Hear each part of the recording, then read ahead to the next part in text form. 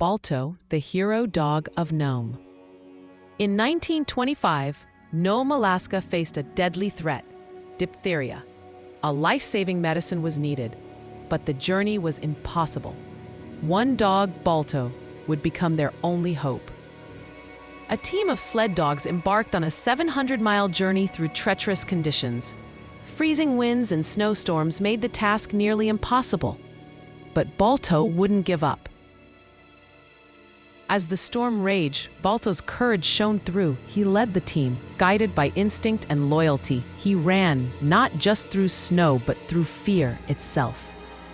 After 5 grueling days, Balto's team reached Nome, delivering the medicine just in time. Lives were saved, and Balto became a hero worldwide. His bravery inspired a nation. Balto proved that even the smallest among us can make a big difference.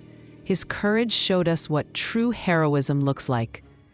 Remember Balto when facing your own challenges. Heroes come in all shapes and sizes. If you found Balto's story inspiring, like, subscribe, and hit the bell icon for more incredible animal heroes.